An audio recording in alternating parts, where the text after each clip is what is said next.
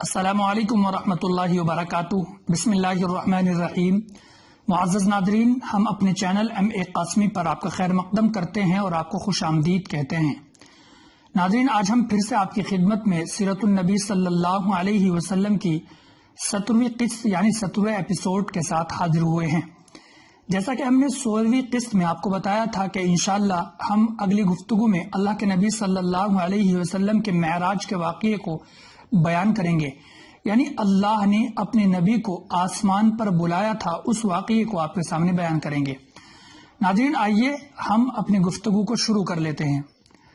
جیسا کہ ہم نے اپنی گفتگو میں یہ بتایا تھا کہ جب اللہ کے نبی صلی اللہ علیہ وسلم کے لیے اللہ نے نبوت کا اعلان فرما دیا تھا اور اللہ کے نبی پر اللہ رب العزت کی جانب سے یہ ذمہ داریاں آ گئی تھیں کہ آپ لوگوں کو دین کی دعوت دیں اور اللہ کی وحدانیت کی طرف بلائیں اور ان کو بتائیں کہ اللہ ایک ہے۔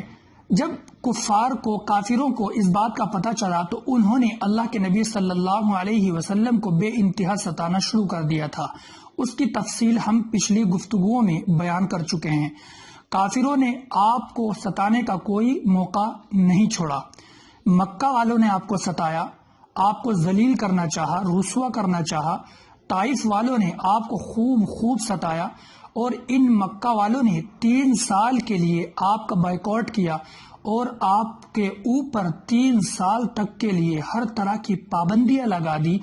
بولنا، چالنا، تعلق رکھنا، خرید و فروخت، ہر چیز پر پابندی لگا دی، اور جس طریقے سے یہ تشدد کر سکتے تھے کافر لوگ، انہوں نے کیا اور اپنی طرف سے اللہ کے نبی کو خوب ذلیل کرنا چاہا۔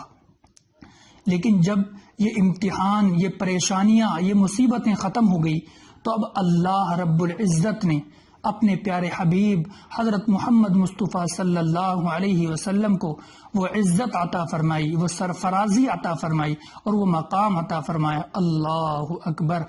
جس مقام پر پہنچ کر سید الملائکہ حضرت جبرائیل علیہ السلام بھی پیچھے اور نیچے رہ گئے، اس مقام تک اللہ نے اپنے نبی کو پہنچا دیا، یعنی کائنات کی انتہا تک پہنچایا، عرش عظیم تک، جہاں پر پہنچ کر کائنات کی انتہا ہو جاتی ہے۔ وہ مقام اور وہ عزت عطا فرمائی اللہ رب العزت نے اپنے حبیب کو جب پریشانیاں اور مصیبتیں ختم ہو گئی اور یہ کافر اپنی تمام تر کوششوں میں ناکام ہو گئے۔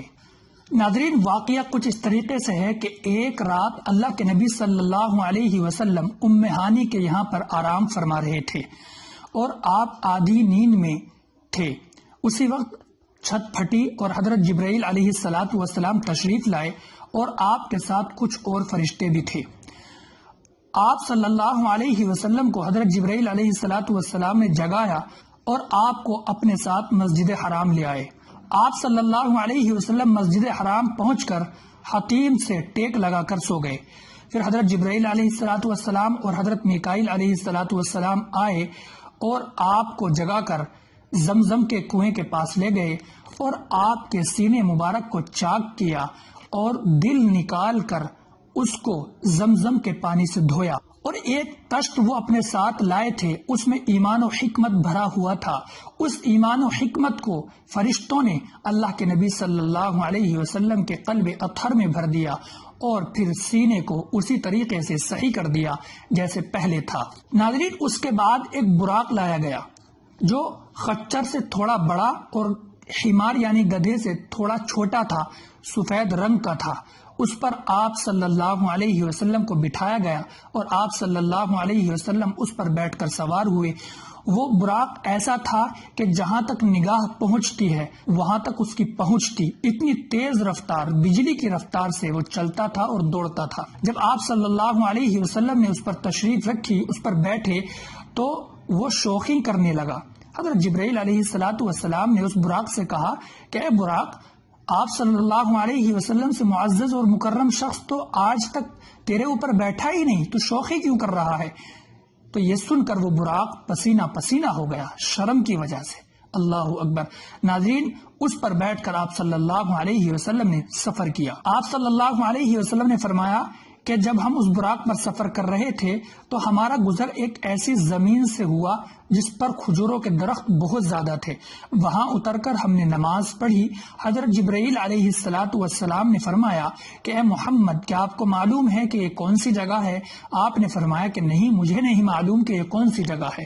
تو حضرت جبرائیل علیہ السلام نے فرمایا کہ یہ مدینہ ہے، یہاں آپ ہجرت کریں گے، یعنی مکہ سے ہجرت کر کے آپ یہاں تشریف لائیں گے. آپ صلی اللہ علیہ وسلم نے فرمایا کہ ہم جب وہاں سے چلے تو ایک جگہ اور رکے اور وہاں پر ہم نے نماز پڑھی. حضرت جبرائیل علیہ السلام نے اس کے تعلق سے بتایا کہ یہ وہ زمین ہے، یہ وہ جگہ ہے جہاں پر حضرت موسیٰ علیہ السلام اور اللہ رب العزت کی ہم کلامی ہوئی تھی، یعنی دونوں کی بات چیت ہوئی تھی. پھر ایک جگہ اتر کر اور حضرت جبرائیل علیہ السلام نے اللہ کے نبی صلی اللہ علیہ وسلم سے نماز پڑھوائی اور بتایا کہ یہ حضرت شیس علیہ السلام کا مسکن تھا، یہاں پر حضرت شیس علیہ السلام رہتے تھے. ناظرین، اللہ کے نبی صلی اللہ علیہ وسلم نے فرمایا کہ پھر ایک جگہ اور رک کر ہم نے نماز پڑھی اور حضرت جبرائیل علیہ السلام نے فرمایا کہ یہ وہ جگہ ہے جہاں پر حضرت عیسیٰ علیہ السلام پیدا ہوئے تھے. ناظرین، جب اللہ کے نبی صلی اللہ علیہ وسلم براق پر سفر کر رہے تھے تو راستے میں ایک بوڑھی نے آپ کو آواز دی، یعنی بوڑھیا عورت نے آواز دی. حضرت جبرائیل علیہ السلام نے فرمایا کہ چلیے اس کی طرف توجہ نہ کیجیے. پھر آگے چل کر ایک بوڑھے نے آپ کو آواز دی تو حضرت جبرائیل علیہ السلام نے اس کی طرف بھی توجہ کرنے سے منع فرما دیا کہ آپ اس کی طرف بھی توجہ نہ کیجیے. ناظرین، پھر آپ صلی اللہ علیہ وسلم کا گزر ایک ایسی جماعت سے ہوا جس جماعت نے آپ کو سلام اس طریقے سے کیا: السلام علیکہ یا اول، السلام علیکہ یا آخر، السلام علیکہ یا حاشر. ناظرین، جبرائیل علیہ السلام نے کہا کہ آپ ان کے سلام کا جواب دیجئے، اور پھر فرمایا کہ وہ بوڑھی عورت جو تھی وہ دنیا تھی. بس یہ لگا لیجئے کہ دنیا اتنی ہی قلیل ہے اور اتنی کم رہ گئی ہے دنیا کی مدت جتنی اس بوڑھی عورت کی عمر رہ گئی ہے. اور اس بوڑھے کے بارے میں بتایا کہ وہ شیطان تھا. یہ دونوں اپنی طرف آپ کو متوجہ کرنا چاہ رہے تھے، دنیا بھی اور شیطان بھی. اور اس جماعت کے بارے میں بتایا جس نے سلام کیا تھا وہ حضرت ابراہیم علیہ السلام، حضرت موسیٰ علیہ السلام اور حضرت عیسیٰ علیہ السلام تھے. آپ صلی اللہ علیہ وسلم نے یہ بھی فرمایا کہ معراج کی رات میں جب میرا گزر حضرت موسیٰ علیہ السلام کی قبر سے ہوا تو آپ قبر میں نماز پڑھ رہے تھے. ناظرین، اسی سفر میں اللہ کے نبی صلی اللہ علیہ وسلم کا گزر ایسے لوگوں پر ہوا جن لوگوں کے بڑے بڑے ناخون تانبے کے تھے اور وہ اپنے چہروں کو اور اپنی کھال کو ان ناخونوں سے چھیل رہے تھے اور بڑی شدت سے وہ کھرچ رہے تھے. حضرت جبرائیل علیہ السلام نے فرمایا یہ وہ لوگ ہیں جو آدمیوں کا گوشت کھاتے تھے، یعنی یہ لوگوں کی غیبت کرتے تھے اور ان کی عزت اور آبرو کو اچھالتے تھے. ناظرین، اللہ کے نبی صلی اللہ علیہ وسلم کا جب گزر ہوا تو دیکھا کہ ایک شخص نہر میں تیر رہا ہے اور پتھروں کو لقمہ بنا بنا کر کے کھا رہا ہے. تو حضرت جبرائیل علیہ السلام نے فرمایا کہ یہ وہ شخص ہے جو سود خور تھا. ایک ایسی قوم پر اللہ کے نبی صلی اللہ علیہ وسلم کا گزر ہوا جن کے سر پتھروں سے کچلے جا رہے ہیں اور ان کے سر ٹھیک ہو جاتے ہیں، پھر پتھر سے کچلے جاتے ہیں، پھر ٹھیک ہو جاتے ہیں، پھر پتھر سے کچلے جاتے ہیں. حضرت جبرائیل علیہ السلام نے فرمایا کہ یہ وہ لوگ ہیں جو فرض نمازوں میں کاہلی اور سستی کرتے تھے. ناظرین، پھر آپ صلی اللہ علیہ وسلم کا گزر ایسے لوگوں پر ہوا جن کی شرمگاہوں پر آگے پیچھے چیتڑے لٹکے ہوئے ہیں اور وہ جانوروں کی طرح چر رہے ہیں اور کانٹے اور پتھر کھا رہے ہیں. آپ صلی اللہ علیہ وسلم سے حضرت جبرائیل علیہ السلام نے فرمایا کہ یہ وہ لوگ ہیں جو اپنے مالوں میں سے زکوٰۃ نہیں دیا کرتے تھے. ناظرین، پھر آپ صلی اللہ علیہ وسلم کا ایسے راستے سے گزر ہوا جس راستے پر ایسی لکڑی تھی کہ جس کے پاس سے کوئی گزرتا تھا وہ اس کے کپڑوں کو پھاڑ دیا کرتی تھی. حضرت جبرائیل علیہ السلام نے بتایا کہ یہ آپ کی امت کے ان لوگوں کی مثال ہے کہ جو آپ کی امت کے لوگوں کے لیے راستے میں چھپ چھپ کر بیٹھ جاتے ہیں اور ان کو لوٹتے ہیں، کھسوٹتے ہیں اور ڈکیتی ڈالتے ہیں. ناظرین، پھر آپ صلی اللہ علیہ وسلم کا گزر ایسی قوم سے ہوا جس کے پاس لکڑی کا گٹھر ہے، وہ ان سے اٹھ نہیں رہا ہے لیکن اس کے باوجود وہ اس میں اور لکڑیاں شامل کرتے جا رہے ہیں۔ حضرت جبرائیل علیہ الصلوۃ والسلام نے فرمایا کہ یہ ان لوگوں کی مثال ہے جن لوگوں پر لوگوں کے حقوق ہیں، جن لوگوں پر لوگوں کے مال ہیں، لوگوں کے بہت سارے حق ہیں، لیکن وہ اس کو ادا نہیں کرتے اور دوسروں کے حق کو اپنے اوپر لادتے چلے جاتے ہیں اور دوسروں کے حق مارتے چلے جاتے ہیں اور حق ادا کرنے کی فکر نہیں کرتے۔ ناظرین، پھر آپ صلی اللہ علیہ وسلم کا گزر ایسے لوگوں پر سے ہوا جن کی زبان اور ہونٹوں کو لوہے کی قینچی سے کاٹا جا رہا تھا۔ حضرت جبرائیل علیہ الصلوۃ والسلام نے فرمایا کہ یہ وہ لوگ ہیں جو دوسروں کو نصیحت کرتے تھے لیکن خود ان باتوں پر عمل نہیں کرتے تھے۔ ناظرین، پھر آپ صلی اللہ علیہ وسلم کا گزر ایسی جگہ سے ہوا جہاں بہت ہی عمدہ خوشبو آ رہی تھی۔ حضرت جبرائیل علیہ الصلوۃ والسلام نے فرمایا کہ جنت کی خوشبو ہے۔ اور پھر آپ صلی اللہ علیہ وسلم کا گزر ایسی جگہ سے ہوا جہاں بدبو آ رہی تھی۔